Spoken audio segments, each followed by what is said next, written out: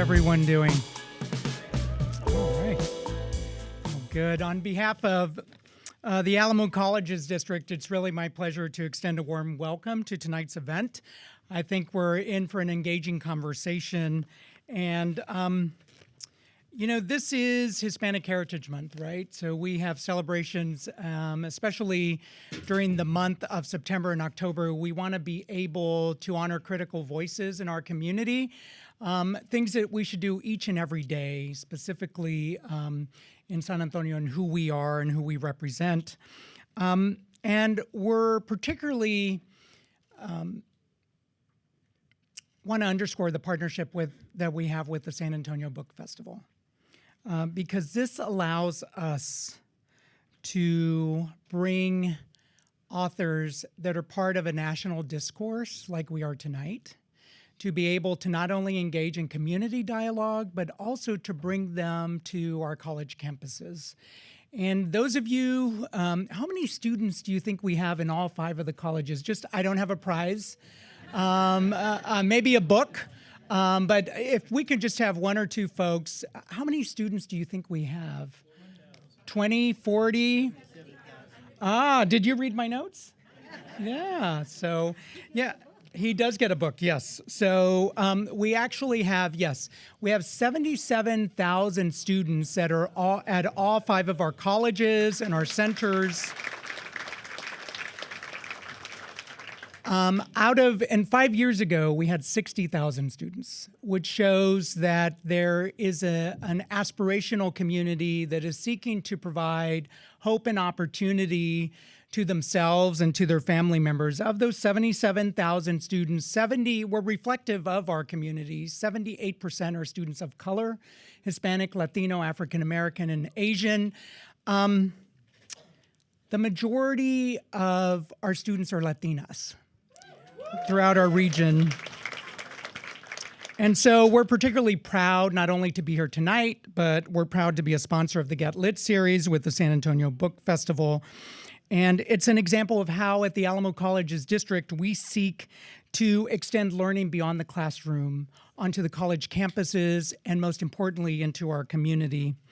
The partnership with the book festival highlights the importance of understanding perspectives that impact our community, particularly in a year as critical as this year with the upcoming presidential election and with an assortment of other issues that we're engaged in what I think increasingly we see as a polarized society. College campuses in particular seek to be a main square, to be able to bring folks from divergent viewpoints together for discourse that is proactive, but also pragmatic. And this evening, we're honored to have renowned journalist and author Paola Ramos with us. Paola, and I'm sure you all went and looked, and I know that they're going to provide an introduction to her bio, right? But you may have seen her on MSNBC. You may have seen her on Noticias Telemundo. And she really is the voice of a generation.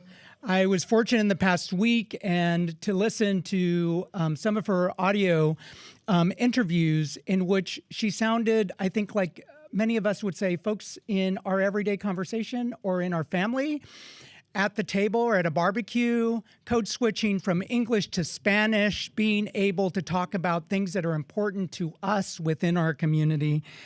And I'd have to say that but it's not my wife Martha and I have been following her trajectory as a journalist and author for many years. And so we're glad with the release of her second book, we'd talked about this would be great to bring her in 2020, but something happened. And so we're glad to finally have her with us in 2024. And we know that this is a community of practice and coming together. So I'd like to thank Lily and Anna from the SA Book Festival. And I'd like to thank Eric, who's one of our colleagues, Dr. Eric Castillo from the Alamo Colleges. Most importantly, I think we're all excited to be here, and I want to thank you. We hope this conversation with Paola leaves you inspired and eager to engage in discourse. We're in for an exciting night. Thank you all.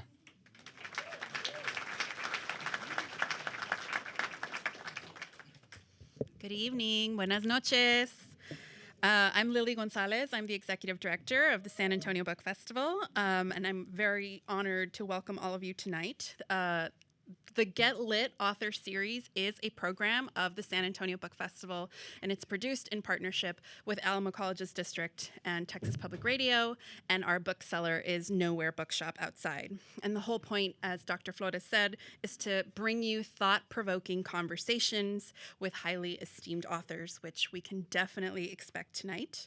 Through this partnership, we've featured journalist Michelle Norris talking about race in America, writer Javier Zamora sharing his personal story about crossing the border illegally as an unaccompanied child, John Paul Brammer exploring queer Latina identity and more in his advice column, and many others. We hope and we invite you to join us for more Get Lit events in the future. You can follow us on socials and wherever you get your news. Sign up for our newsletter to stay informed about upcoming events, like the launch of our newest program, Spotlight, at the Empire Theater on October 28th, featuring Amor Tolls, or our signature fundraising event, the Book Appetit Literary Feast, on March 6th, featuring none other than, breaking news, nobody knows this, Salman Rushdie. Table sales will go live very soon. And of course, you need to save the date to join us at the 13th annual SABF on April 12th next year. Yes. I just want to quickly acknowledge some people in the audience. If you are a board member of the Book Festival, can you please raise your hand? Huge thanks to the board members. And huge thank you to First Lady of San Antonio, Erica Prosper, for being here with us. And then just some housekeeping. Kindly silence your phones right now. There will be opportunity for audience Q&A towards the end of the program, and I'm going to scratch this out because I just received word that they are sold out of books. So I hope you got yours, but Paola will be signing after. Now on to the program. The Latino voting bloc is fundamentally different from what it was 30 years ago. Democrats have historically assumed they can rely on the Latino vote, but recent elections have called that loyalty into question. Paola Ramos' new book, Defectors, The Rise of the Latino Far Right and What It Means for America, casts aside the misguided notion that Latinos are a monolith and looks at the expanding part of the Latino community moving steadily right. I know I have that in my own family, as I'm sure many of you do as well. Our moderator this evening is Laura Garcia, the managing editor at the San Antonio Report. A former evening news editor at the Texas Tribune, Garcia previously reported on the business of healthcare at the Express News and has bylines in many places, including the Victoria Advocate, the Roanoke Times, and Corpus Christi Caller-Times. She graduated from Texas State University. She's a past president of the San Antonio Association of Hispanic Journalists and is a regional coordinator for the Society of Professional Journalists. And of course, our featured speaker and the reason we are all here tonight, Paola Ramos is a contributor for Telemundo and MSNBC, where she is the host of Field Report. Paola is the author of Finding Latinx, In Search of the Voices Redefining Latino Identity. She's an Emmy-award-winning journalist, a Mexican-Cuban-American, the epitome of chingona, and I'm so proud that she's with us tonight in San Antonio. Please welcome Laura Garcia and Paola Ramos.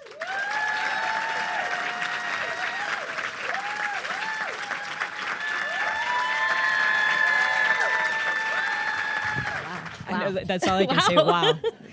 I'm like trying to see. Yes, lots of people in here. This is great. Okay, welcome, y'all. Thank you so much for being here. I know you heard all the welcomes and you're done. You want to hear from her. But thanks to, let me see, Texas Public Radio and Alamo College's district. I had to say that in the San Antonio Book Festival. So my name is Laura Garcia. You heard my bio. I'm a journalist, and this is Get Lit with Paola Ramos. And this is amazing. I'm so excited to be here. No, me too. And just want to start by saying thank you to all of you for showing up. I know there's so much happening in the world and in Texas, and there's a million other places that everyone could be at. And so I genuinely feel the love and support, and this is what I love to do, learning from these spaces. And so just thank you so much, truly. Well, I mean, and I just feel really lucky because I feel like I could have, I don't know, you're a journalist, I'm a journalist, we're besties. Interview you. Right? Yeah. Like, feel like we're friends now. No, but so what I'm gonna do is I'm gonna ask some questions, and then I'm gonna open the floor for a few more questions. So have them ready. And then I heard that all the books are sold out, so that's a good thing. Yay! And thanks to Nowhere Bookshop for that. Let's see. Let's start with we picked out an excerpt on page 7. Here, I'll let you do it. Okay, let you do it. I think it was page 7. And so I picked that because as I'm reading this, a lot of what I was reading was resonating with me so well because it was like, it's so personal, it's so deep. It's not just like, oh, here's the politics, here's all the, news or whatever. You actually, it's like you're taking everything and you're reflecting, you're having that self-reflection. So yes, please go. I'll start in that moment, okay. So it wasn't until I stepped onto Barnard's campus in New York City that I realized that the image I had of myself was different from the way America saw me. As a light-skinned Latina with a Cuban mom and a Mexican dad, I had never really thought about myself in racial terms. In Miami, I lived in a Latino bubble, where both class and skin color privilege insulated me from my differences from mainstream America and distinguished me from other Miami Latinos often marginalized from the community, such as Afro-Cubans. This bubble of privilege burst on the first day of classes. While most of my peers took the mandatory freshman year English seminar in different auditoriums, I was told to go down the hall to the English as a second language classroom. It's true. I remember how ashamed I felt walking down that hall and how much I wanted to turn back toward the sea of white American students. Wasn't I supposed to be with them? Weren't they what success in America looked like? The very success I was being sent to an elite Northeastern college to achieve.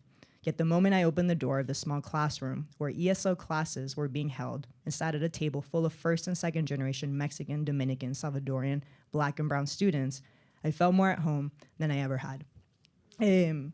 I'll never forget that day. So background, my dad is Mexican, my mom is Cuban. I was born in Miami. At an early age, my parents separated. And so my mother's side of the family, the Cuban exile community, they found a home and a refuge in Madrid. And so when my parents separated, I spent about 15 years of my life in Madrid. Which is why I have the thickest Spanish accent that I've never been able to get rid of. And I'm like the only person in my family that speaks de esta manera muy española. And so imagine, sort of growing up in Madrid, a country that really welcomed my family after the regime, a country that in and of itself was going through a democratic transition from Franco to democracy. And so even within that beauty, they also sort of obscure, I remember in class, they teach you about history in a very obvious Eurocentric way. And then I go to Miami when I'm about 16 years old because my father's dream was for me to always go to an American college. But those years in Miami, within a Cuban American exile community of Miami that is very privileged, I basically thought for many years that all Cubans look like me. Now, the idea of Black Cubans, which are very much sort of the foundation and the fabric of Miami, was always neglected and erased.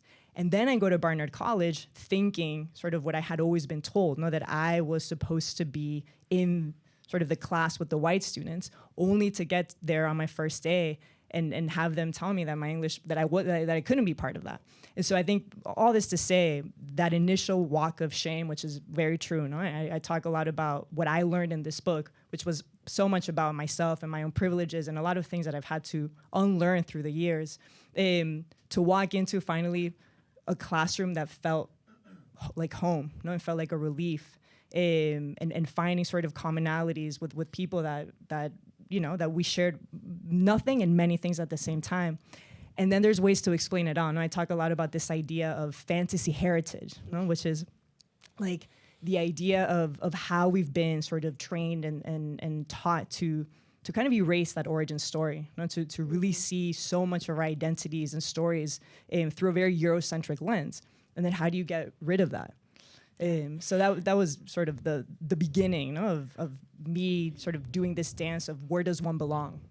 what's so interesting is I'm imagining you in this hallway and you're talking about, I turn this way and I go and be with all this very diverse, with the Latinos, right? And then, or I could turn the other way and be like, no, I belong over here with this more in closer proximity to whiteness, right?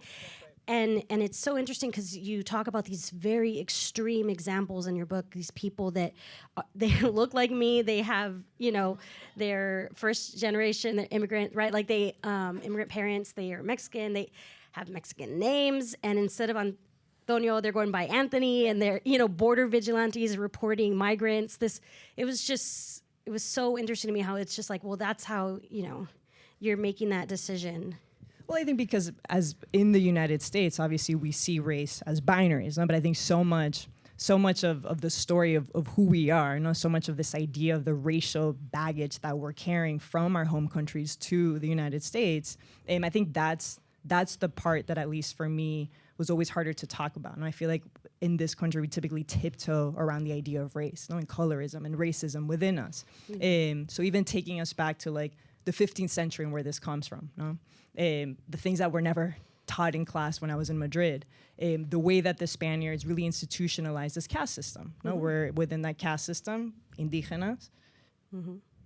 enslaved folks, obviously at the bottom, mm-hmm. indigenous folks, and the Spanish colonizers. And within that comes sort of the idea of mestizaje, creating that illusion of a raceless Latin America. Mm-hmm. That always gives all of us the sort of permission structure to always claim that direct line to mm-hmm. whiteness. Yeah. And this all makes sense in Latin America, even if you think about, and I learned so much again, there's this historian that told me about the way that the Spaniards in a place like Puerto Rico in the 18th century literally allowed some racially mixed individuals to pay a tax, to pay the Spaniards money, and allow them to reclassify their race. That was right. That was like what? But even that idea of like the concept of sort of like the elasticity of race, mm-hmm. and sort of reclassifying race, that is things that we carry, and mm-hmm. so maybe it makes sense in Latin America. But when you step into this country, where of course Black folks are criminalized, our people are criminalized, immigrants are criminalized, and you sort of are facing those two directions. If you can take the step towards whiteness, mm-hmm. particularly in the political environment that we're at today, some people take it. Yeah. Yeah. I know. Where do you begin with I know. that? Where do you begin? I'm like, what?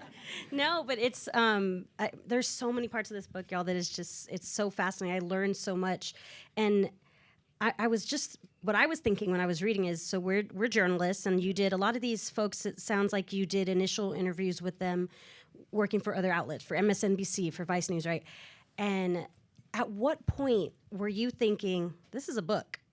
Yeah. So it starts before. So before I was crazy enough to be a journalist like you, I started, I mean, it's like, why do we do this? Yeah. But I started in politics. So this idea really comes, or I really started thinking about it in 2016. So November 2016, at that point, I was the deputy director of Hispanic press for the Hillary Clinton campaign. Mm. And so much, and I say this all the time, but I think about it often, so much of the theory of change of that campaign, and really throughout my entire time working in Democratic politics, was this idea that Latinos would be at the heart of that multiracial, multi-ethnic coalition that would lead Democrats towards that future, that sort of everyone thinks about. So that when you think about like a 2045 majority minority country, it was supposed to look a certain way, and we were always at the heart of that vision. So come November 2016, every pollster that we worked with, all my bosses, like we were all like, what job are you gonna have at the White House? Like, like the sort of how dissolute, like it was ridiculous, right? We were like, who's gonna be the press secretary? We're like, me. But that's to tell you just how that confidence, right? The confidence, man. Like I remember going to sleep and I'm like, everything's crazy. Fine. No, me too. Woke up like, what? Not one time were we not sort of. There were just so many blind spots, and one of the blind spots was again this idea that, and they would tell us the reason why Hillary Clinton will win is because of the Latino vote, right? Because the idea was that in the face of someone like Trump, given everything he was saying from the time he went down that escalator, the idea was Latinos would ensure that Secretary Clinton would make it to the White House. Come November 2016, less than 50% of Latinos show up.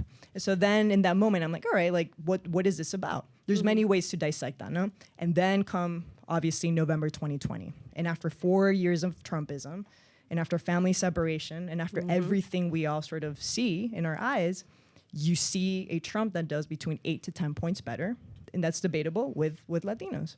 And then, to your point, then I start doing reportings throughout the country where these sort of, in different corners across the country, whether it's in whispers or in random conversations, these ideas start to come up. No, even, and I'm talking like former Democrats, independents, people warming up to the mass deportations and warming up to build the wall and Christian nationalism in very subtle ways, no? And so it's not necessarily just a book about like, what do you think of MAGA Latinos? It's a book about how easy sometimes and seamless that pathway towards that can be. You turn that way That's right. instead of the other way. Yeah. I mean, I think what was incredible is you talked to a victim from the Allen shopping mall shooting, right? That was here in Texas, and you're talking to her, and it was that surprise that the shooter, that he was Latino, right? And that you, in the book, you say we shouldn't be surprised. Well, I think just right? the idea that just because we're us or just because we're descendants of immigrants, that does not make anyone immune to xenophobia and anti-immigrant sentiments or anything, because that's so powerful. White supremacy. White supremacy, exactly. And that oftentimes, like when I would go to the press conferences that some insurrectionists would hold in like Miami-Dade County, that was always how they would start. No, they would say, "Mi nombre es Gabriel Garcia. I'm not a white supremacist because my name is Garcia." And that is sort of the Enriquetario, right? So right.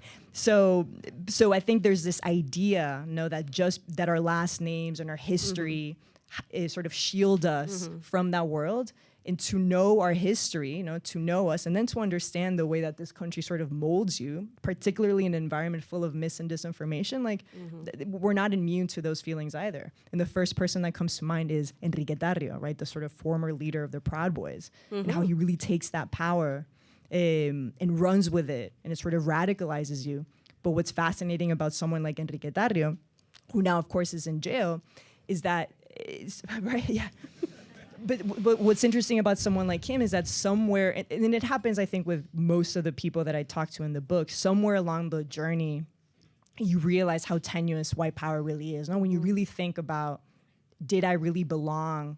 No, did Enriquetario really belong in that white supremacist world? He believed he did, but one of the first things that happens after the November 2020 election, when Enriquetario was tasked with Latinos for Trump and was tasked to really ensure that Donald Trump won, one of the first things that Proud Boys do is they break up with Enriquetario. They literally put out a statement. Kyle Chapman puts a statement, and he says, very clearly, the West was built by white race and white race alone, and we owe nothing to any other race, and they stop their relationship with Enriquetario, and there he is in jail. And so, again, it's a great shield for white supremacy,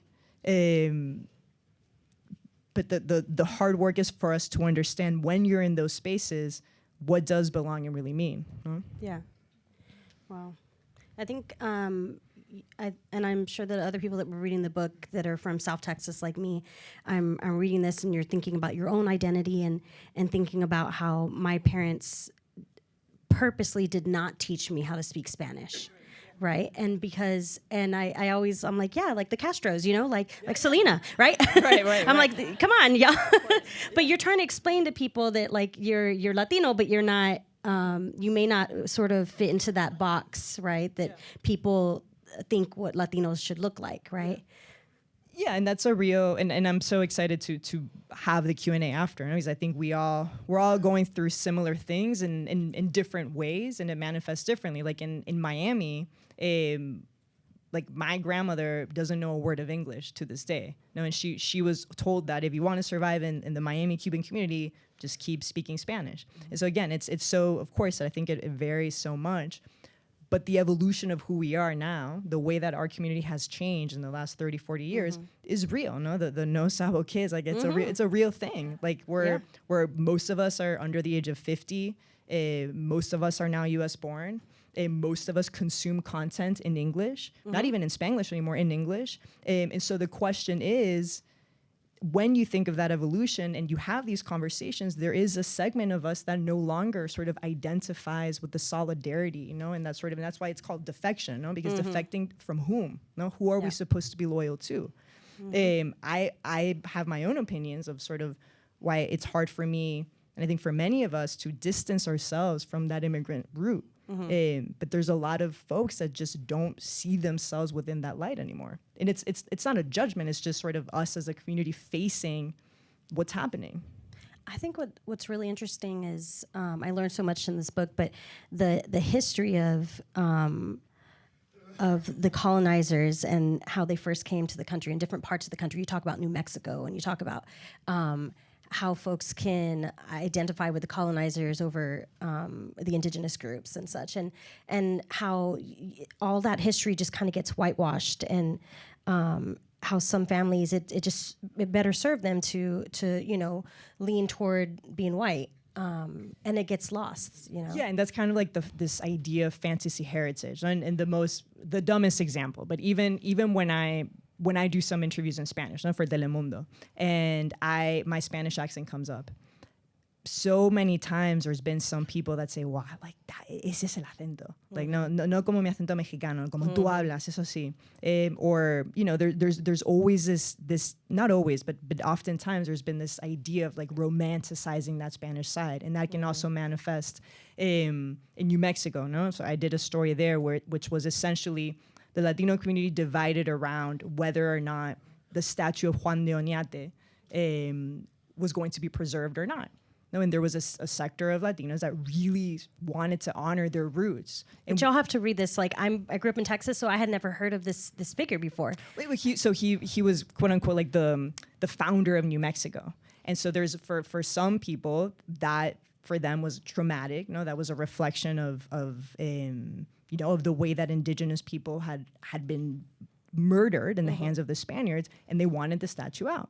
And then there was this other section of folks that for them there was the highest honor was to, when they identified, putting that weight in the Hispanic of it all, no? And even through conversations, some oftentimes when they would introduce themselves to me, which I know happens it happens in Miami as well. It was like, no, yo soy español primero, no soy mexicano.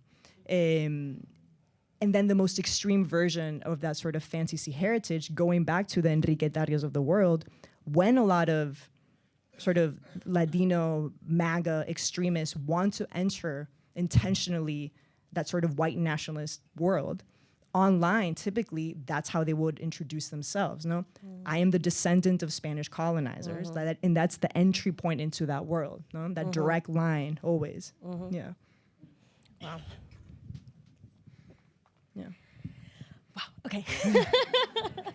I know, super heavy. It's so heavy, but can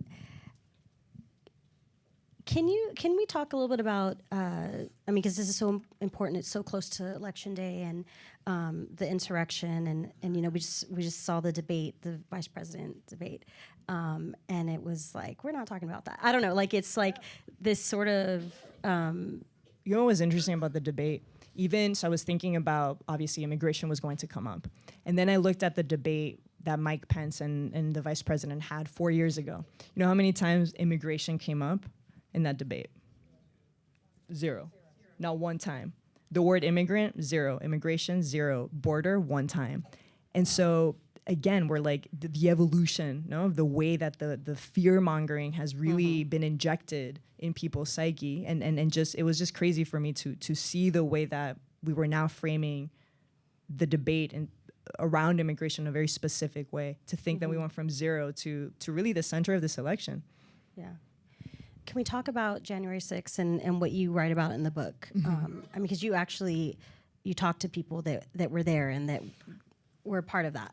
Yeah, so to me, January 6th, and some of the Latino insurrectionists that were part of that kind of are the culmination of like the 3 different elements that I try and examine in the book. This idea of the tribalism, the traditionalism, and the trauma. The tribalism being, with everyone that I talked to that was in sort of the white mob that day, the idea of the us versus them always came up. This idea of they felt like there truly was this invasion happening at the southern border that was threatening their sort of culture, and they really felt the us versus game narrative, that they had to defend the country from them.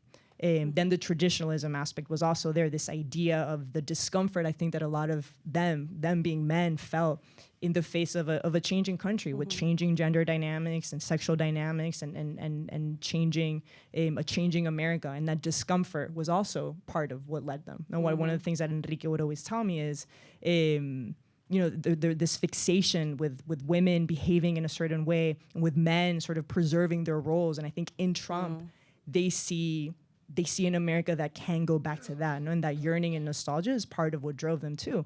And then the paranoia of communism. All of them ended up saying the same thing, that they truly believed that under Joe Biden, this country would fall into communism. And that comes up, of course, so much more in Miami.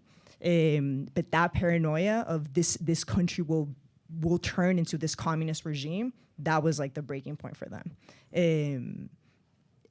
And then you have these conversations around like, what did it feel like for you to be inside? And there's this rush, and there's this like rush that the power gives you to be among that crowd and to be able to yell with everyone and say things like, this is our house, no, this is my America. But again, what happens when that's done? When the lights come off?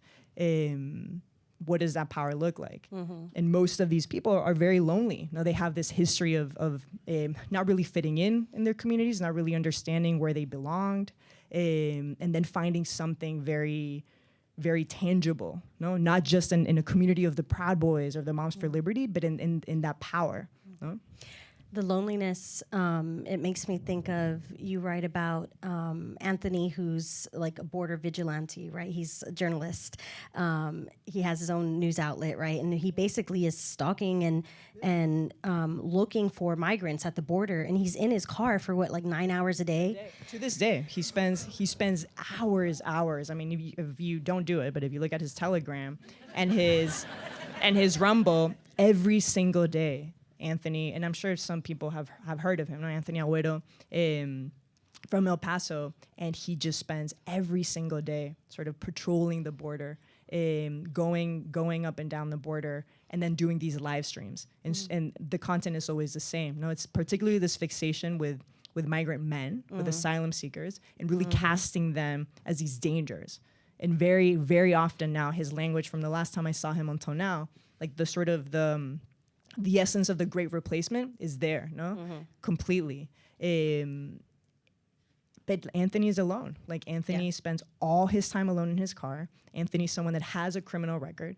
That's what I loved about. So you're reading this, and he's talking about these criminals. They're coming across the border, and then you're like, wait a minute. He doesn't know that I have done a background check on him because you're a journalist. Of course you did. I was waiting for that moment. I was like, when is it gonna come up? Yeah. Yes, I love that. I was just like, okay, and then how did he respond? He was like, so right. No, literally, it doesn't even. But that obsession, and it was so interesting because I was like, I know where you're from. Like, you don't need to. But he was just so obsessed with ensuring that I knew that he was American, that he wasn't one of them. And in every other sentence, it was this sort of really intentional narrative to distance himself from them. This is someone whose parents are Mexican. He's first generation, and he lives in El Paso, and everything was around that. And then also, he's someone that, like Marjorie Taylor Greene and a bunch of different members of Congress have done these border trips with Anthony, where he's like thumbs up on both sides, Yeah. But I love I love about the way that she writes this book is that you say, I wonder if they ever think about him again. No, never. Of course not. After they leave the border. I actually think Marjorie Taylor, like they asked her in an interview, like, oh, what do you know about Anthony Agüero? And I literally think she had no idea who they were talking about, but it's the same story, of Enrique Tarrio and all of them. Marjorie has never thought about him. No. Ever. Yeah. Ever. Yeah. But y'all, you have to, if you haven't read this book, this is so good. And I especially like that, you don't make any assumptions like you should know what the great replacement, like you should know what this means. You should, there's no assumptions that you're a true journalist, because it's like you're writing and you're informing people, but you don't feel like, oh, this is going over my head. This is way too, you know what I mean? Well, no, I'll say like there's a lot of pushback around the idea, and I think we all sort of can relate to this. Like, and I'm sure you relate to this. No, there's a balance of how much exposure do you give someone. No, and this happens to me all the time on MSNBC. I am of the belief that I want to know what is happening. No, I want to understand. I want to expose it. I want to question and challenge it. But there's so many people in the network that, of course, they don't, and I understand why. And so I think it's this hard balance of how much exposure are you giving them, and they'll take it, right? And like that's the thing, they'll run with it, and they will talk to you. It requires a lot of trust, as you know, to get people to. You got in the car with Anthony, right?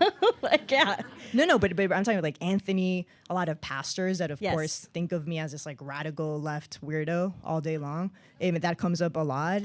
Moms for Liberty, the Proud Boys, and so there's discomfort in every interview. You know, they don't agree with what I reflect, with what my community reflects. They disavow who I am as a queer person, and you can't ever escape that. But I do think it's important to show, at least to show America, like this is also a symptom of what this country is going through, and it's not okay. I think to sort of dismiss this idea that Trump is doing. You know, he's getting over 40% with Latino voters, and we think that's okay. To normalize that, I think, does a disservice to who we are, because I think it goes beyond the politics, and it kind of just requires us to have curiosity around who we are. And oftentimes it's about just uncomfortable topics that we just haven't really addressed. And that's what I tried to do. So good, y'all. Just examining them, just so good. So if we want to start with questions, let's see. We have a mic up here. Anybody brave? Melanie? Can you get out? No, get on the mic, because we're recording, girl. Come on. And then, Marissa. I'm just letting all my friends. Sorry. Be friends with Laura. Plants. Hi, Paola. Thank you again for coming to San Antonio. I agree with Laura that this is such a well-written book, but also from watching you on your shows and having read Latinx, you do a really great job of telling these stories of people with very differing views of your own, with a lot of empathy and compassion that I don't think that we always see. And with the narrative of what media is today, I feel like it would be very easy for you to paint a completely true but different picture of who these people are. Could you just expand on why is it important for you to share it in this way rather than making them the complete villains? Because I think the easy part is doing that. No, the easy part is for all of us to just be like, bah, no, they're crazy. They're crazy. You know, they're radical.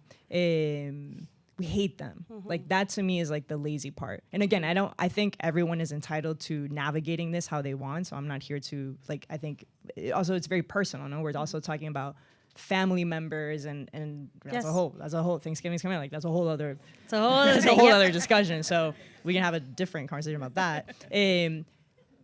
But I think when you're able to put the politics to a side, there are moments with all of them that we found things in common, right? Like even one of them, Mario, who's with Gays Against Groomers, right? Like his coming out story and the shame that he felt at the beginning, like I felt that too, right? And like it was very hard for me to come out to my Mexican side of the family, and him and I could relate with that. You know, someone like Enrique Tarrio, like being a Black Cuban in Miami, in the privileged bubble of Miami, that's really hard. And sort of Enrique's own, for me who grew up in that Miami that didn't welcome the Enriquez of the world, like I also understood why at some point of his life he felt extremely lonely in that. No, so I could understand what he then felt when the Proud Boys welcomed him with those arms. I am agnostic. Unfortunately, like my dad is, so I grew up this way. But there was parts of my life when I really wanted to be a person of faith, you know, because I believed in those sort of traditional values that my family embraced in Mexico. And so the belonging, I think, that a lot of people feel in those churches and evangelical churches, like I understand. And then I understand how easy it is, no, for to be in front of the perfect charismatic pastor that can take that very genuine faith and in a moment of seconds turn it into something else. And so I think it's, for me, I've learned a lot about like we can see eye to eye on certain things.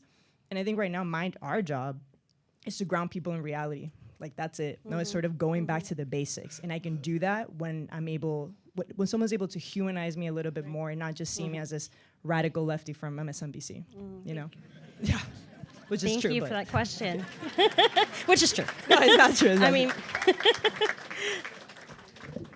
Hi, Paola. Thank you for being here.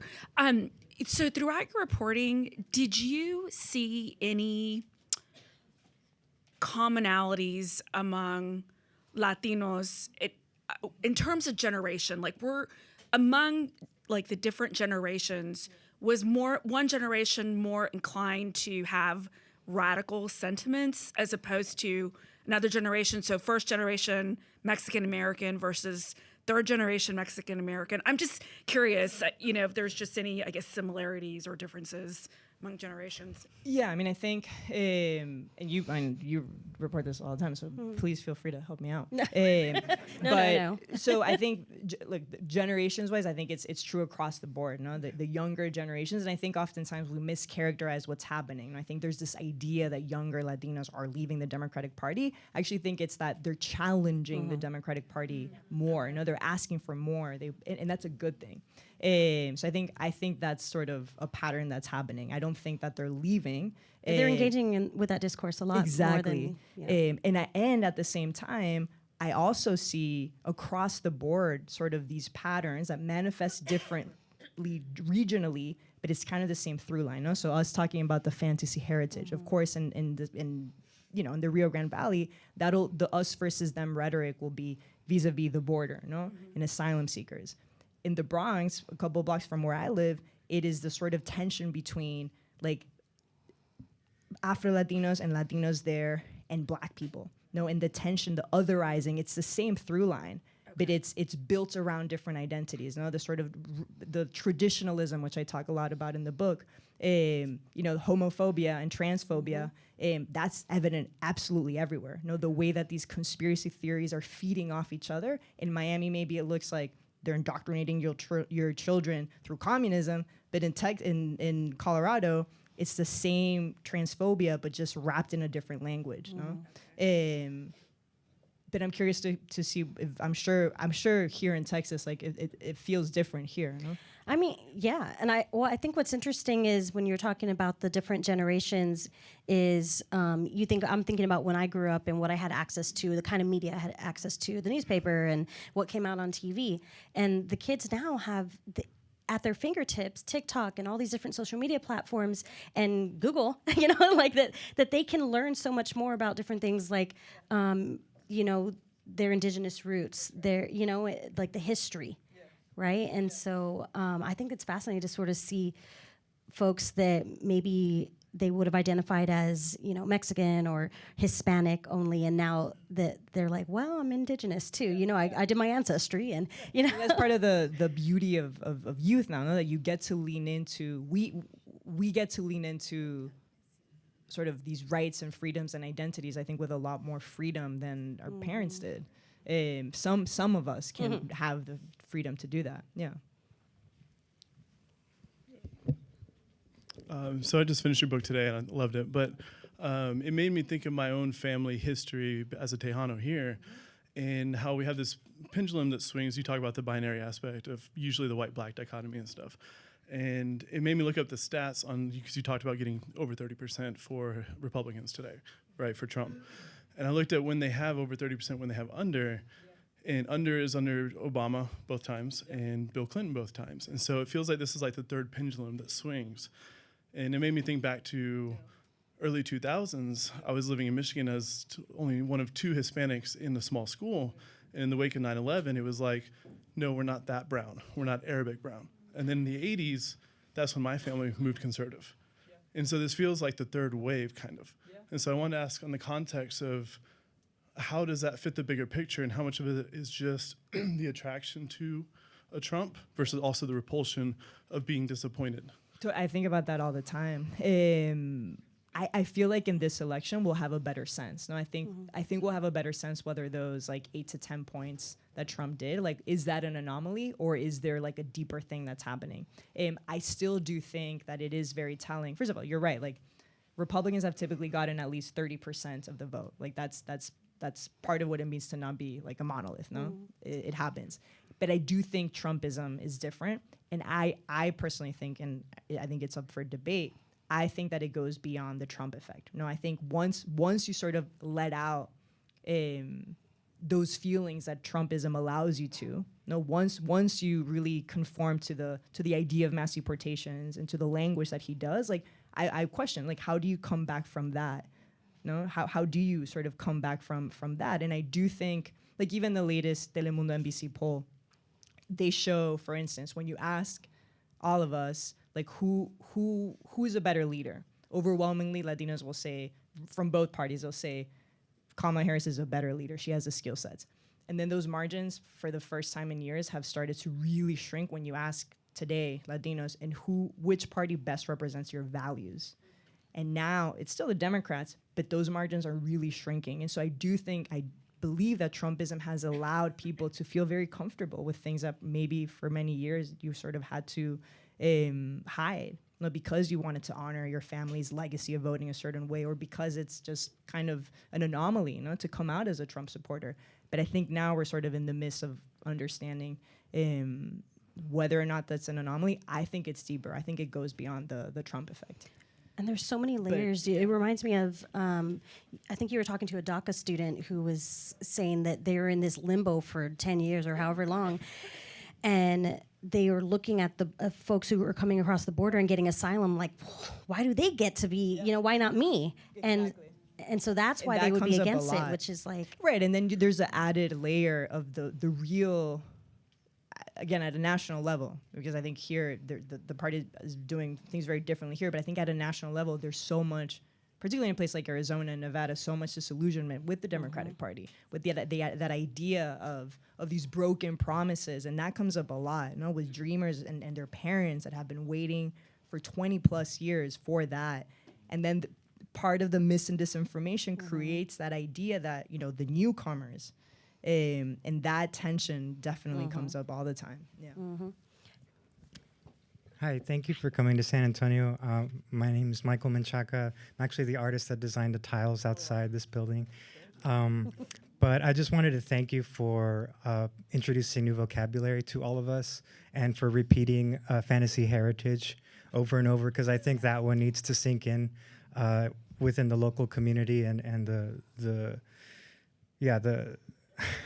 violence inflicted by the myth of the Texas, of the Alamo, and of the frontier fascist Anglo heroes, and that doesn't get enough pushback. And if I had to diagnose some of the laughter in the room, I think comes from colloquial complacency, having been fed this narrative over and over, the myth of the Alamo. And I'm speaking for myself, of course, but I've been working to deconstruct and decolonize myself of that narrative, having been indoctrinated from an early age, going to a field trip to the Alamo several times, and you become, you become brainwashed. And this film is up at the IMAX at the River Center, still brainwashing the tourists who come. On and on it goes. So it's just perennial, and then the perennial mourning. Chapter 6. I really appreciate you bringing that up, and the ancestral trauma that can be cultivated through algorithms now, through YouTube, through WhatsApp. And I don't know if I necessarily have a question, but I just wanted to hear your perspective on what you think is in store in terms of algorithmic racism, and what can be done to decolonize, if there is some sort of app, that can, or how to work within that. You should. No, first of all, thank you for. No, thank you. Yeah. Yes. And I wanted to give you a gift also.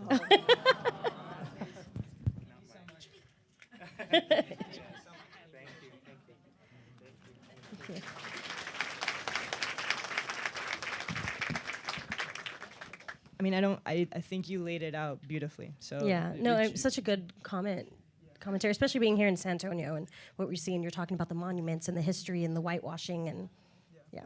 Thank you for sharing that. Truly. Hi, my name's Olga Brown, and I too want to thank you for being here today. And all of us who are here are interested in this, and so I'm going to put you on the spot and ask you, what can all of us who are interested in solving this problem, what can we do?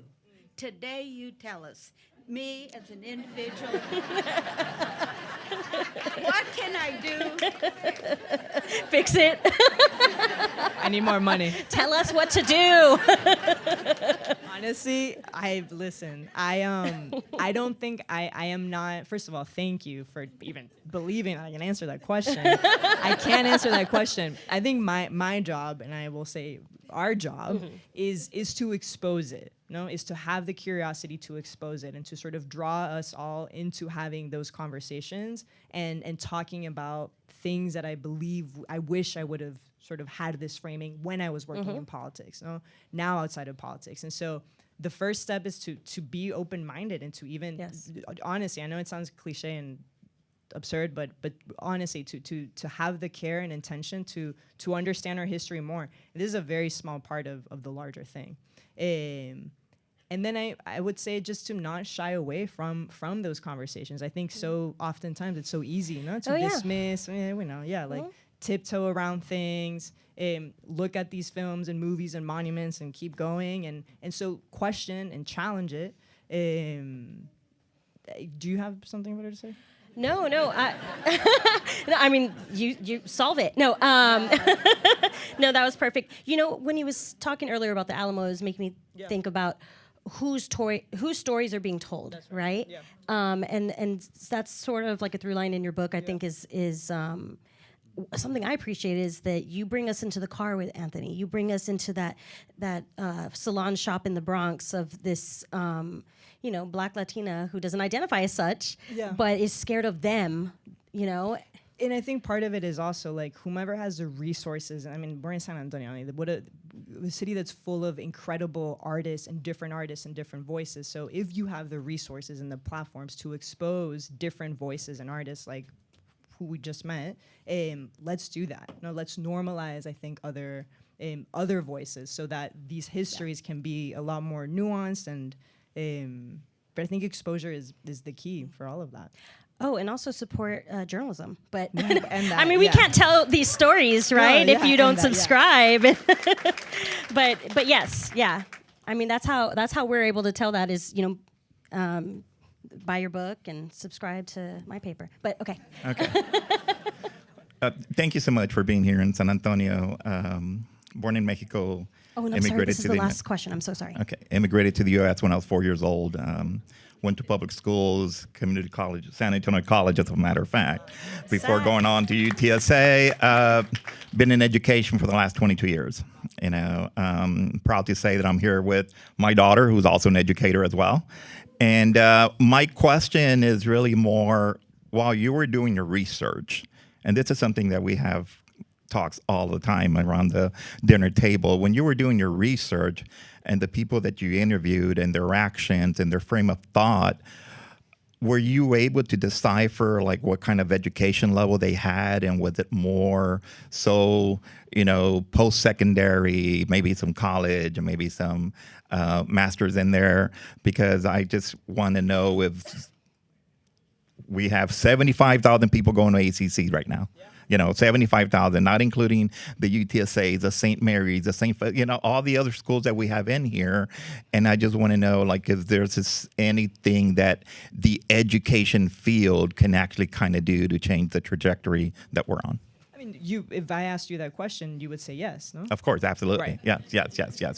So, I wholeheartedly believe that there's nothing more important than those transformative years. The power that educators have to really dig into these hard questions. I mean, that'll transform someone's trajectory. I did not go ahead.